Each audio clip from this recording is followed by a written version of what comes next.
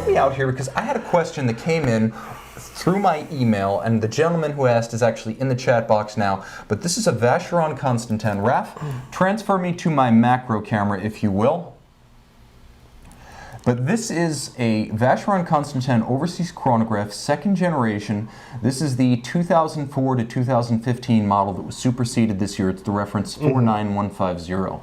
And I had a gentleman ask, and Raph, we'll go back to the main camera now. I had a gentleman ask, why should I pay $12,000 for that pre-owned versus a new Rolex Daytona in steel? Well, let me get started. This is the Frederick Piguet caliber, as I'm sure you know.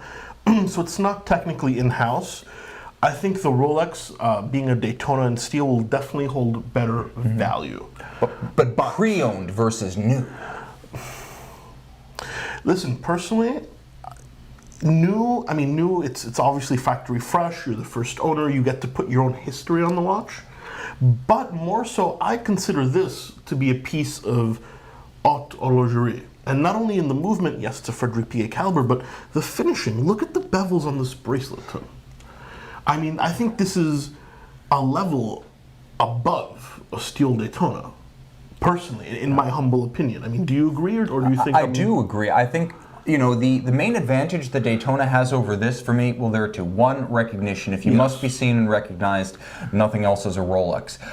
But at the same time, you know, if you want to beat your watch, the 4130 is tougher than the Vacheron Constantin, you know, 1137 in here. But then again, are you really going to beat a $10,000 watch? So to me, and Raph, if we could go back to our macro for a second, this is also a steel Vacheron. Where this watch pulls ahead is exactly what Federico said. It is a watch that's hand-finished. The bezel, the case, the bracelet, and of course the dial, made in a joint venture with FP Journe. Oh, I did not know that. I learn something every time I come on the show, guys. But this bracelet, in my opinion, is the finest sports watch bracelet on the market. I love the way it looks. It's very, very intricately polished. And you said one of the advantages of the Rolex is recognition. Yeah. I'll tell you what, if somebody who knows watches recognizes the Overseas on your wrist, it's a step above Rolex. So if, you know, it might not be recognized by the layman, but if a watch idiot savant sees an Overseas on the wrist, it's an Overseas. And I got to agree with you there. Like, the Rolex might start, it's a conversation starter, but some of those conversations are going to be uncomfortable. It's going to be like someone sitting next to you at a cafe. Is that a real Rolex? That's the first thing you get. Is that a real Rolex? Yeah. You know, it's like, what's your name? Do I know you? With the Vacheron, it's going to start a conversation you want to have. It's true. Either it's going to be, that's a beautiful watch, what is it? In which case you can go into the story, or they're going to say, wow, what a beautiful Overseas. Or in Overseas, I don't see that too often, and then you have that conversation. Exactly. It's a watch that's also a lifestyle, whereas the Rolex is a lifestyle that's somehow been funneled into the 40 millimeters of a watch. Yeah, very well put, actually, very well put. The other thing I like about the Vacheron is that, yes, the movement is a customer caliber, but A, it's modified by Vacheron, so they're doing a lot of original watchmaking to create that double-digit date. And second, any given Frederick Piguet caliber is going to have more, at the point that it leaves Frederick Piguet, more handcraft invested in it than any Rolex caliber. You've already got a mostly handmade component. Yes, you do.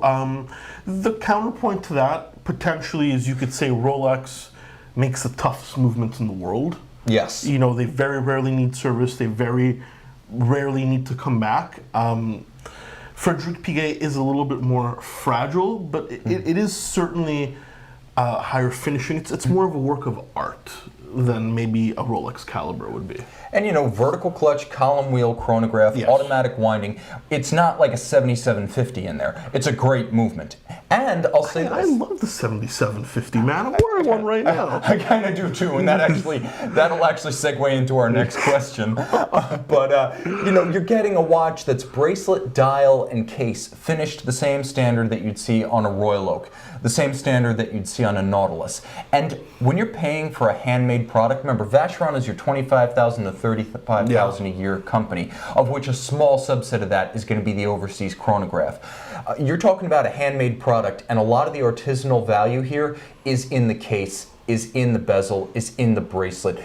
Ask a watch refinisher what it would cost to completely restore an overseas bracelet. Yeah, anything with that many, even the case, just that bezel, they'd have a heart attack. You please refinish this. You know, it'll cost thousands. So the overseas pre-owned at about $12,000 versus a new Daytona in steel, both watches in steel, at about $12,000.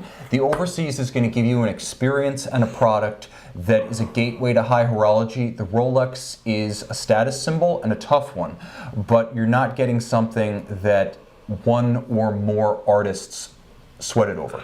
But it's a decent investment. It is. Although I will say this, the Vacheron bought at 12 is probably going to lose less value than the Rolex bought at 12. Because the Rolex is being bought new, the Vacheron is being bought pre-owned. But what type of steel Daytona? Are we talking ceramic or non-ceramic? Oh, we're talking ceramic, because the non-ceramic has been discontinued, so it would have to be. No, but I was maybe the dealer had old stock. Yeah, possible. You're probably right. I think in the short term, the Rolex might hold up a little better in the short term value-wise, but I say go Vacheron. That's what I think. Dare to be different. That's the conclusion. And because unlike the Royal Oak chronograph, which is water resistant to 5 ATM, the Overseas can actually handle the real thing, 150. So you can screw down those crowns and take that in the water. Absolutely. A nice little swim in the Caribbean with your Overseas. That's a dream come true. That's and perfect a great day. vacation concept.